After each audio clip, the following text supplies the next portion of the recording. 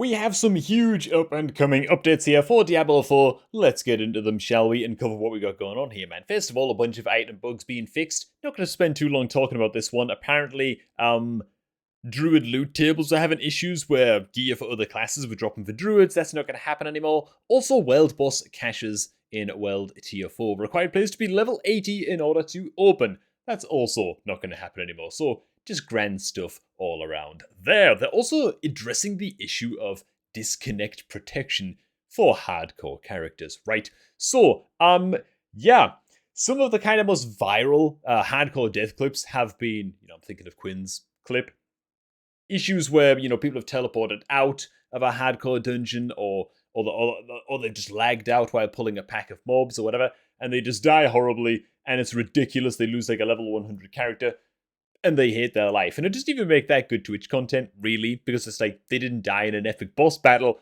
They just see and it's all over, so people kind of laugh at them for a minute and think, wow, that really sucks, Yeah, there's going to be a way around that now, man. What's going to go down now is if you have a scroll of escape in your inventory on your hardcore character, this is a hardcore only drop, I believe, this item. If you have one in your inventory, when you disconnect, then the game will automatically detect that you've disconnected, consume the scroll, and safely teleport the player to town. This change, however, is not going to be landing until Season 2, so we're still going to continue to have some of these crazy DC death shenanigans going down in the hardcore community in Season 1. Sucks that it's not coming till Season 2, but you know what, man? This is awesome. This is good stuff, man. I really like it. Next up, we have resistances and stat changes. Now, don't lie, everybody's watched the same video from our boy Kriparian, man. Kriparian talked about resistances and how bad they are, and since that video, everyone is it's just like an established fact that resistances suck, and nobody wants resistances on their gear unless you have absolutely no choice. Apparently, a big part of this issue is the way that resistances kind of get nerfed the higher world tier you go, right? Monsters start to be able to penetrate your resistances and stuff like that, right? As you go to world tier 3, world tier 4. Apparently, they're going to tweak that. They're going to make it so that, resistances aren't so easily negated by your enemies as you scale up to higher world tiers. Hopefully, it's going to make them more impactful. We'll see how it works out. I hope that resistances become more of a thing. I really like the idea of kind of specializing your character to be more tanky in that sense. I like the idea of making your elixirs count a little bit more to counter whatever you're going to face up against in like a nightmare dungeon or something. Yeah, all round good stuff. Next up, we have inventory management. Oh my god, dude.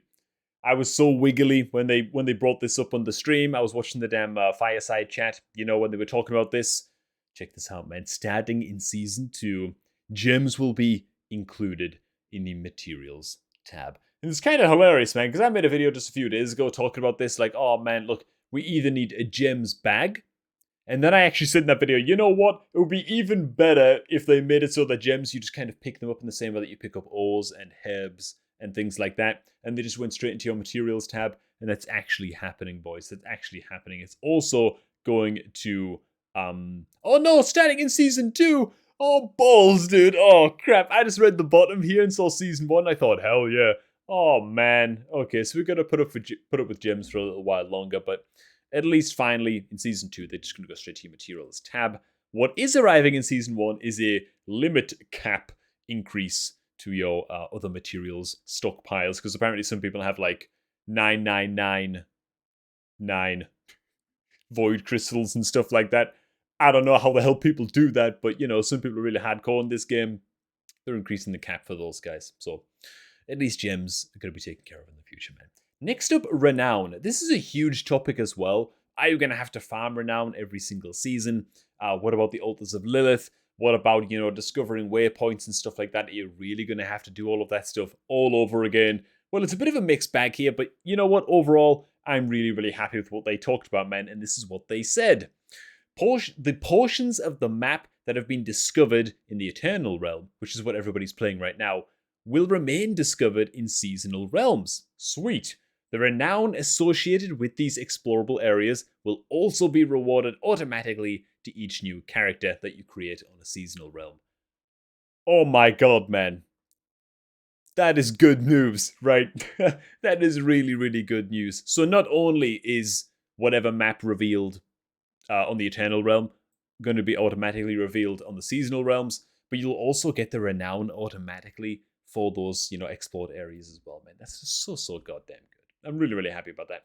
Similarly, and this is the big one, altars of Lilith that have been previously discovered will remain discoverable on us. Will remain discovered on future characters. The renown associated with these altars will also be earned automatically to all new characters. So, man, if you discovered all of this stuff already on the Eternal Realm and you create a character right away on the Seasonal Realms, then you will just start at like Renown level 1.5 or something like that, or whatever it will be, because you've already discovered all of these areas, you've already clicked on all the altars of Lilith, probably.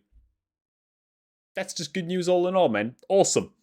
Next up we have, again, something that really, really needed to happen, Nightmare Dungeon buffs. This is something I've been talking about a lot, man, with my wife and a friend of mine. We were talking about how kind of unrewarding Nightmare Dungeons feel. They're cool for the challenge and all. Ooh, how high sigils, sigil tiers can you push in your Nightmare Dungeons? And there's like a challenge aspect to it that's kind of cool. How far can you go before you get one-shotted kind of thing. But apart from that, experience-wise, as well as gear-wise, really, Nightmare Dungeons just don't feel that grand. Well, Nightmare Dungeons will now start to reward more experience, or at least they will before Season 1.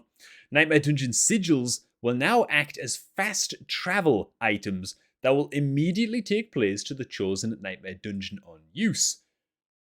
I think I kind of like this a lot, man. Especially because by the time you've reached endgame, do you really want to be running to each dungeon? Like you're beyond level 50 at that point, or sooner. Depending on when you access Nightmare, depending if you're playing hardcore or not, maybe you want to go there sooner or put it off for a little while.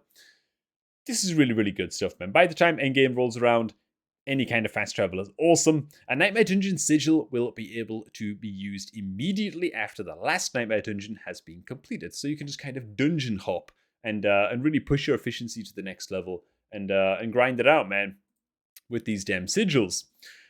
These changes are planned to release before Season 1. Okay, lovely. Sweet. Really, really good, man.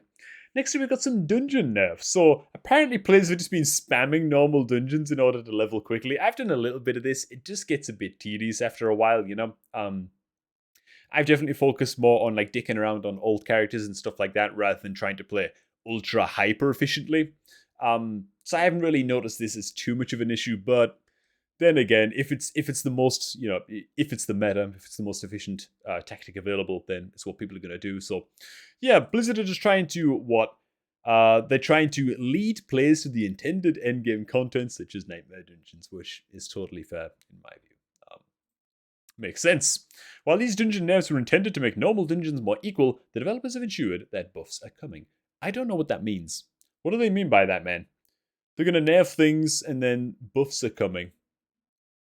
I actually don't know what that means, man. And then right here at the bottom, we got a launch overview. Diablo 4 has surpassed 350 million hours played.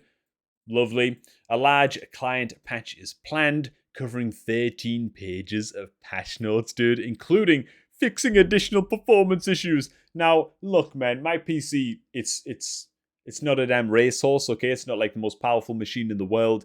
But at the same time, I don't lag on any games ever. Until Diablo 4. And I've got like real goddamn problems with rubber banding and stuff like that. And whatever, right? It's nice to know that some of these things are going to be fixed up. Right now I'm playing on lowest graphics possible. It seems to be helping the situation a little bit.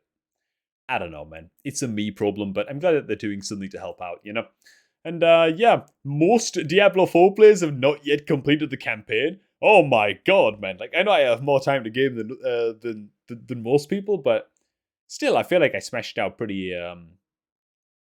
I feel like I took my time with it enough to enjoy it, so it's quite surprising to me that the vast majority of Diablo 4 players have not yet completed the campaign, but there it is, man. Anyways, those are the changes, man, coming to D4. What do you guys think of them? What do you think that they missed? Did they miss anything? Were you looking for more than this? For me, I'm extremely happy with like 90% of what's stated here. I think that they went far enough with 90% of these fixes. I really like what I'm reading. What do you think, man? Make sure you like, subscribe, all that good stuff to catch future Diablo 4 videos from me. And I shall catch all of you guys just a tad bit